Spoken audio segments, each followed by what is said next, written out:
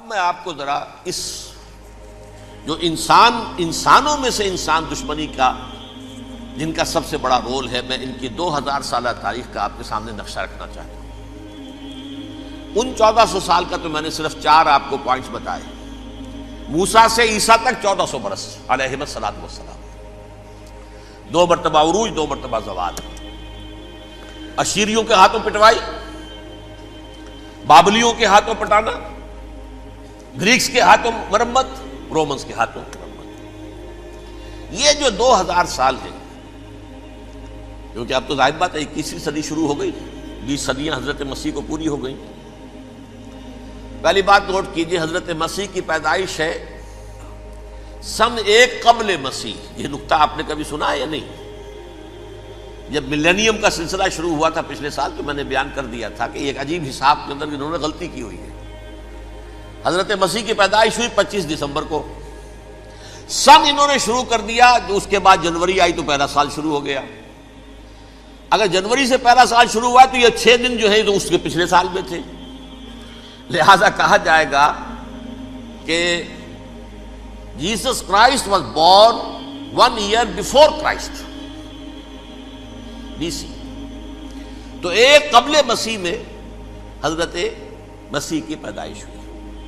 یہ آخری اسرائیلی نبی اور رسول۔ یہودی علماء کی مخالفت، دشمنی، سولی پر چڑھوا دینا میں بیان کر چکا ہوں۔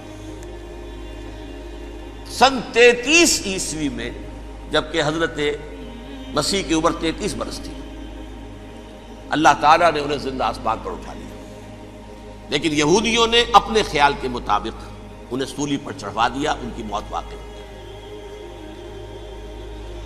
اگرچہ اس کے بعد یہ اختلاف ہے ان میں، یہودی کہتے ہیں وہ سولی پر چڑھ گیا، ختم ہوا، مر گیا۔ عیسائی کہتے ہیں نہیں، انتقال ہوا ہے مسیح کا صلیب پر، لیکن پھر وہ دوبارہ زندہ ہو گئے ہیں۔ ان کی لاش ایک غار میں رکھ دی گئی تھی، وہاں ریزریکشن ہو گیا، ان کا باعث بعد الموت وہی ہو گیا، اور پھر انہیں اللہ نے زندہ آسمان پر اٹھا دیا۔ تو ہمارے اور عیسائیوں کے درمیان نوٹ کر لیجئے، یہ چیز مشترک ہے کہ حضرت مسیح آسمان پر زندہ اٹھائے گئے۔ فرق کیا ہے؟ وہ سمجھتے ہیں کہ سولی دیے گئے، سولی پر مرے، پھر زندہ ہوئے، پھر گئے۔ ہم سمجھتے ہیں کہ نہیں، وما صلبوہ وما قتلوہ، انہوں نے نہ صلیب دے سکے انہیں اور نہ انہیں قتل کر سکے، بل رفع اللہ الیہ، اللہ نے اٹھا لیا۔ پھر ہمارا اور یہ اس کا عیسائیوں کا ایک اور اتفاق ہے، سیکنڈ کمنگ آف جیسس، حضرت مسیح دوبارہ آئیں گے۔ یہ عیسائیوں کا بھی عقیدہ ہے اور ہمارا بھی۔ بہرحال تو جیسا کہ میں نے عرض کیا کہ اس وقت یہ عذاب استیصال، عذاب اکبر کے مستحق ہو چکے تھے، لیکن اللہ نے ان کی مدت دراز کی ہے۔ لیکن ان پر دنیاوی عذاب کا ایک کوڑا جو ہے اللہ تعالیٰ کی طرف سے اسی وقت برسا، دنیاوی عذاب دنیا میں رہتے ہوئے ختم نہیں کیا۔ 37 برس بعد، حضرت مسیح کے رفع سماوی کے 37 برس بعد، سن 70 میں یہودیوں نے بغاوت کی رومیوں کے خلاف۔ رومی ٹائٹس جنرل تھا ایک، اس نے پھر جو حملہ کیا ہے، 1,33,000 یہودی ایک دن میں قتل کیا یروشلم میں، اور ہیکل سلیمانی گرا دیا۔ وہ ہیکل پہلے بھی گرا تھا، پہلے 1400 سال کے دوران میں بھی نبوکڈنیزر نے گرایا تھا، لیکن پھر اس کے 150 سال بعد انہوں نے دوبارہ بنا لیا تھا، اس لیے وہ اسے سیکنڈ ٹیمپل کہتے ہیں۔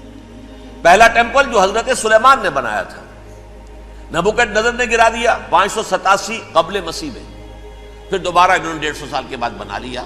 وہ اس تاریخ کا حصہ ہے، میں نے جس کے بارے میں آپ کو تفصیل نہیں بتائی۔ اس میں یہ ہوا سن 70 میں وہ گرا دیا گیا، وہ آج تک گرا پڑا ہوا ہے۔